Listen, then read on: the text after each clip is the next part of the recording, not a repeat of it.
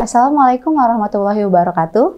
Mahasiswa Universitas Teknokrat Indonesia yang saya banggakan, bertemu lagi dengan saya Niki Dwi Puspaningtyas dalam mata kuliah Statistik. Pada pertemuan kali ini, kita akan membahas tentang tabel distribusi frekuensi. Baiklah, kita mulai dengan tujuan pembelajaran. Tujuan pembelajaran kali ini adalah mahasiswa dapat menyusun tabel distribusi frekuensi dengan benar. Sekarang, apa itu tabel distribusi frekuensi?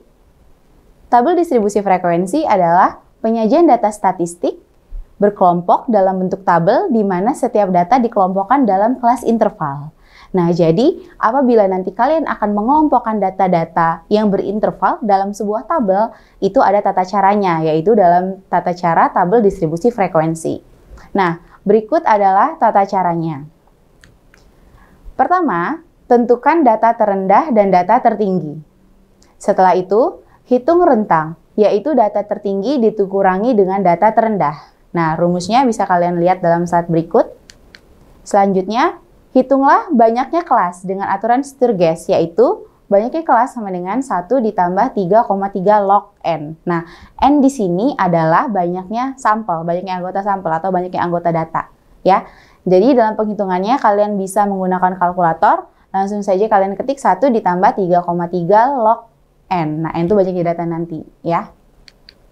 Selanjutnya, hitung panjang kelas interval dengan rumus P sama dengan rentang dibagi dengan banyaknya kelas. Selanjutnya, tentukan ujung bawah kelas interval pertama. Kelas interval pertama dihitung dengan cara menjumlahkan ujung bawah kelas dengan P dikurang dengan 1. Demikian seterusnya. Nah, agar lebih jelas, akan diberikan contoh kepada kalian. Berikut adalah contoh soalnya. Kita memiliki data yang tersebar yang akan kita buat dalam bentuk tabel. Nah, perhatikan di sini, kita hitung dulu banyak datanya ada berapa. Ternyata banyak datanya ada 34. Nah, kita akan membuat tabel distribusi frekuensi dengan tata cara yang telah saya jelaskan sebelumnya. Baik, pertama yang harus kita tentukan adalah nilai tertinggi dan nilai terendah. Kita cari dari data-data ini, mana nilai tertinggi, mana nilai terendah. Nah, ternyata nilai terendahnya adalah 48 dan nilai tertingginya adalah 90. Selanjutnya, setelah mengetahui nilai tertinggi dan terendah, kita akan menghitung rentangnya. Rentang, tadi rumusnya adalah nilai tertinggi dikurang dengan nilai terendah. Artinya rentang di sini adalah 90 kita kurangin dengan 48, sama dengan 42. Selanjutnya, kita akan menghitung banyak kelas. Banyak kelas dengan rumus Sturges tadi adalah 1 ditambah 3,3 log N. N-nya, banyaknya data tadi adalah 34. Sehingga setelah kita hitung hasilnya adalah 6,05. Nah, perhatikan kita memiliki suatu bentuk nilai yang tidak bulat. Di sini 6,05. Artinya banyaknya kelas ini ada 6 tapi lebih 0,5.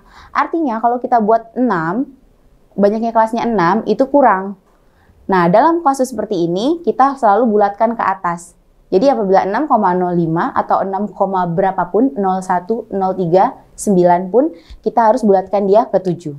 Ya. Jadi banyaknya kelas adalah 7. Selanjutnya yang kita hitung adalah panjang kelas. Panjang kelas adalah 42, yaitu rentang dibagi dengan banyaknya kelas. Nah, banyak kelas ini banyak kelas sebelum dibulatkan. Jadi 42 dibagi dengan 6,05. Hasilnya adalah 6,94. Nah, kalau kita bulatkan, ini menjadi 7. Artinya di sini, tabel frekuensi yang akan kita buat, itu memiliki banyak kelas 7 dan panjang kelas juga 7. Nah, sekarang untuk menyusunnya, kita tentukan nilai terendahnya dulu. Tadi kita telah ketahui bahwa nilai terendahnya itu adalah 48. Nah, berarti tabel pertama, anggota pertamanya itu adalah 48. Kita lihat, panjang kelasnya adalah 7. Artinya, data di tabel pertama itu, di kolom pertama itu sama dengan ada 7. Jadi kalau misalnya 48, kita hitung sebanyak 7, berarti 48, 49, 50, 51, 52, 53, 54. Nah, artinya rentang pertama adalah 48 sampai dengan 54. Selanjutnya, kita hitung rentang kedua. Karena tadi rentang pertama sampai dengan 54, maka kita mulai dari 55. Kita hitung 55, 56, 57, 58, 59, 60, 61. Nah, artinya di baris kedua itu 55 sampai dengan 61. Selanjutnya, di baris ketiga berarti 62.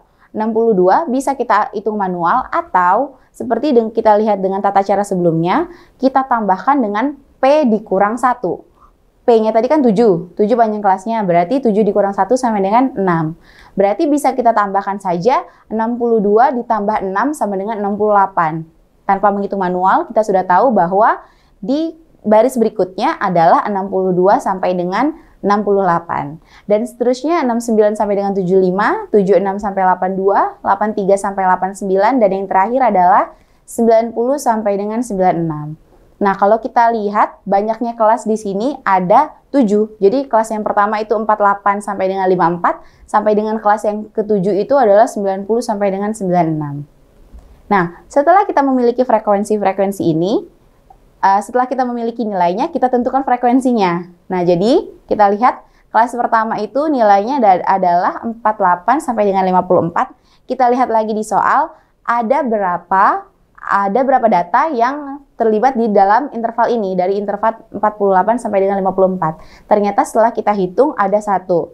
Di 55 sampai 61 kita hitung lagi, ada 2. 62 sampai 68 ada 7. Dan seterusnya sampai dengan 90 sampai dengan 96 adalah 2.